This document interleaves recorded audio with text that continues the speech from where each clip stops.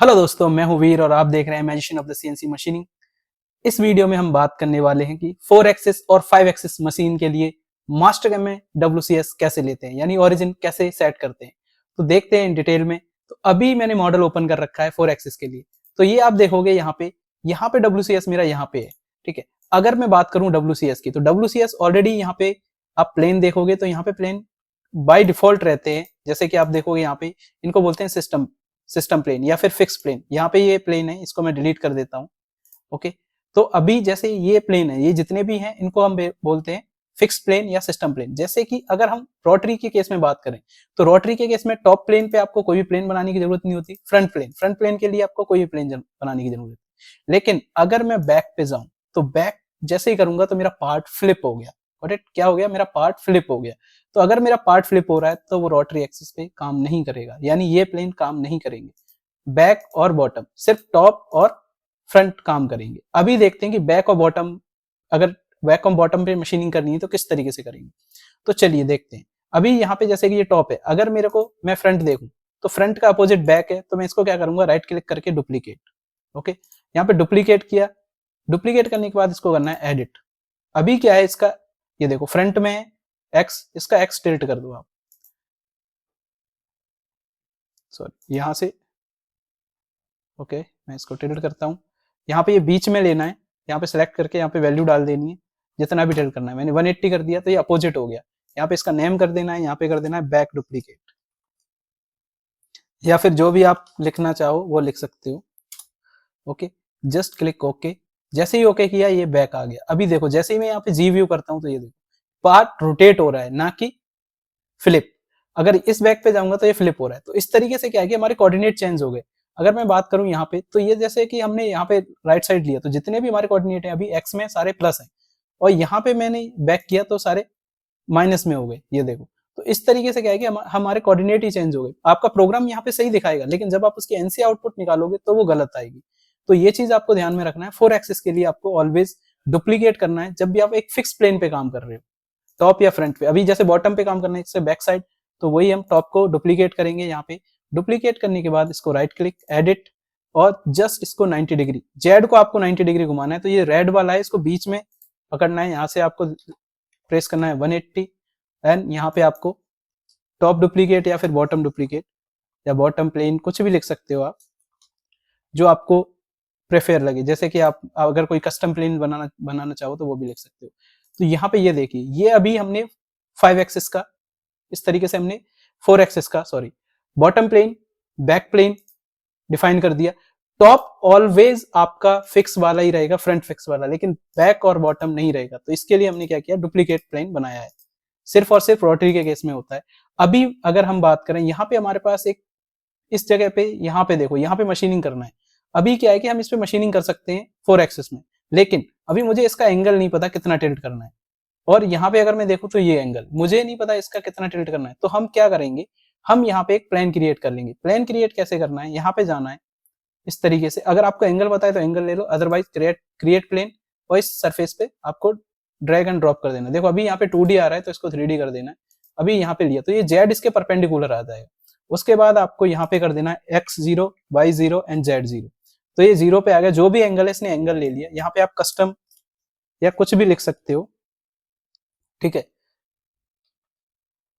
यहाँ पे मैंने कस्टम लिख दिया, एंटर। अभी ये मेरा बन गया कस्टम, यानी इस पर्टिकुलर प्लेन के लिए। ओके, अगर यहाँ पे मैं इसकी बात करूं, ये तो हो सकता है कि ये बैक बॉटम के लिए हो। ओके, बॉटम के लिए नहीं, बैक।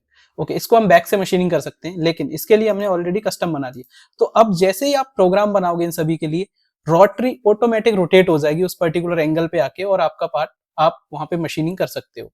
तो ये इंडक्शिंग हो गया। साइमल्टेनियस के लिए आपको साइमल्टेनियस के टूल पाथ चलाने होंगे, जो कि साइमल्टेनियस रोटरी चलेंगे। ओके, तो ये था एक पार्ट। अभी अगर मैं बात करूं, यहाँ पे मैं एक और मॉडल ओपन कर लेता हूं, जिसमें आपको यूजुअली अगर मैं बात करूं यहाँ पे, ठीक है, तो ये एक मॉडल है जस्ट।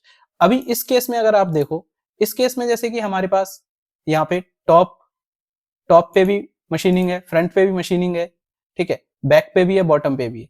तो इस तरीके से अगर आपके फिक्स प्लेन वर्क कर रहे हैं तो आप फिक्स प्लेन बना लीजिए, नो डाउट। लेकिन अगर ऐसा होता है कि आपके फिक्स प्लेन वर्क नहीं कर रहे, आपको कुछ एक पर्टिकुलर एंगल पे भी मशीनिंग करनी है, तो आप क्या करते हो, एक प्लेन क्रिएट कर लेते हो।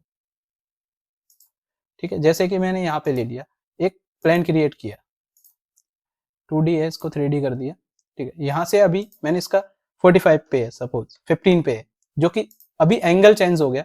सपोज मेरे को इस तरीके से यहाँ पे कुछ मशीनिंग करनी है, अभी ये मैंने प्लेन बनाया हुआ है, अब इस प्लेन के रेस्पेक्ट में मेरे को मशीनिंग करनी है, जैसे कि इसके टॉप प्लेन, बॉटम प्लेन, तो वो कैसे जनरेट होंगे, उसके लिए आपको जाना है राइट क्लिक करने के बाद आपको यहाँ पे आना है क्रिएट रिलेटिव। जैसे क्रिएट रिलेटिव पे जाओगे, आपको कौन कौन से रिलेटिव इसके लेने हैं, जैसे फ्रंट, टॉप, बैक, ये ले लेना है। ओके, जैसे आप ओके करोगे, यहाँ पे ये जनरेट हो जाएंगे। लेकिन अभी क्या है कि ये सेपरेट जनरेट हो गए। यहाँ पे अगर आप राइट क्लिक करके यहाँ पे लिंक कर देते हो, तो ये लिंक के जनरेट हो जाएंगे। ये देखो, अभी ये क्या है, जो पहले भी जनरेट हुए हैं वो हैं, तो हमें डिलीट करनी है, तो right click, delete all unused.